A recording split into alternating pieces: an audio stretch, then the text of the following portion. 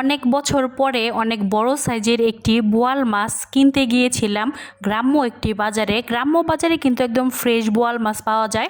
তো এখানে ছোট বড় দুই সাইজের বোয়াল মাছ ছিল, আর পাশে কিন্তু আরও অনেক অনেক মাছ ছিল, ইলিশ মাছ থেকে শুরু করে যা যা থাকে আর কি একটি গ্রাম্য বাজারে সব কিছুই ছিল। তো আজকে আমি গিয়েছিলাম বোয়াল মাছ কেনার জন্য। তো বোয়াল মাছটা কিনে নিয়ে চলে আসলাম, আর সেখান থেকে কিন্তু কেটে কুটে নিয়ে আসছিলাম। তো তারপরে কিন্তু এখানে রান্না শুরু করে দিয়েছিলাম। এখানে কিন্তু ফার্স্টে আমি বোয়াল মাছগুলোকে খুব সুন্দর করে ভেজে নিব। তো ভেজে নেওয়ার পরে তারপরে আমি রান্নাটা শুরু করব। তো হ্যালো এভরিওয়ান, আসসালামু আলাইকুম। যেখান থেকে আমার ভিডিওটি দেখছেন আশা করি আপনারা অনেক ভালো আছেন। আলহামদুলিল্লাহ, আল্লাহর রহমতে আমি বেশ ভালো আছি। তো আজকের বোয়াল মাছটা যেহেতু অনেক বড় সাইজের ছিল, তো সেইটা দিয়ে চিন্তা করলাম যে ফার্স্টে কী রান্না করা যায়। তো প্রথমত বাড়ির সকলেই বললো যে বোয়াল মাছটা যেহেতু বড় সাইজের, এটা আসলে ভুনা খাওয়াটাই ভালো লাগবে। তো সেই জন্য কিন্তু ভুনাই করতেছি।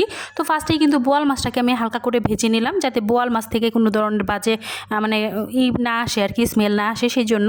তো তারপরে কিন্তু এখানে আমি পেঁয়াজ রসুন সব কিছু একসাথে খুব ভালোভাবে ভেজে নেব একদম ব্রাউন কালার করে। তারপরে এখানে কিন্তু অল্প একটু আদা জিরা রসুন সব কিছু একসাথে বেটে নিয়েছিলাম, তো সেটার একটু পেস্ট দিয়ে দিলাম। তো সেটাকেও খুব ভালোভাবে ভেজে তারপরে কিন্তু এখানে সকল মশলা দিয়ে দিব, হলুদ মরিচ লবণ সব কিছু দিয়ে কিন্তু অল্প একটু পানি দিয়ে মশলাটাকে খুব ভালোভাবে কষিয়ে নিতে হবে। যত সুন্দর করে কষাবো ততই কিন্তু খেতে ভালো লাগবে। যখন উপর থেকে তেল চলে আসবে তখনই কিন্তু কষানোটা কমপ্লিট হয়ে যাবে। তারপরে কিন্তু আমি মাছগুলোকে দিয়ে দিব।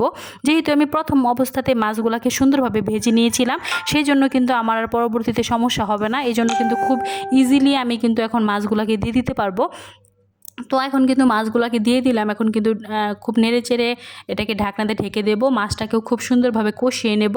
তো মাছটা ভাজার কারণে কিন্তু এই মাছটা খেতে আরও বেশি মজাদার হয়েছিল আমার কাছে। তো বোয়াল মাছ ভুনা কে কে খেতে পছন্দ করেন অবশ্যই কমেন্ট করে জানাবেন। আমার কাছে কিন্তু খুবই ভালো লাগে এই বোয়াল মাছ ভুনা খেতে। তো অন্যান্য সবজি দিয়েও খাওয়া হয়েছে, বাট ভুনাই বেশি ভালো লাগে কেন জানি খেতে। তো তারপরে কিন্তু এখন ঢাকনাতে ঢেকে দেব এটা কষানোর জন্য, আর খুব সুন্দর করে কষিয়ে নেব। যখন উপর থেকে একদম তেল চলে আসবে, যে দেখতে পাচ্ছেন, তখনই কিন্তু কষানোটা হয়ে গিয়েছে। তো এখন কিন্তু পরিমাণ মতো ঝোল দিয়ে দিব আর ঢাকনাতে ঢেকে দেব। 10 থেকে 15 মিনিটের মতো এটা রান্না করে নেব। তারপরে কিন্তু আমার রান্নাটা কমপ্লিট হয়ে যাবে।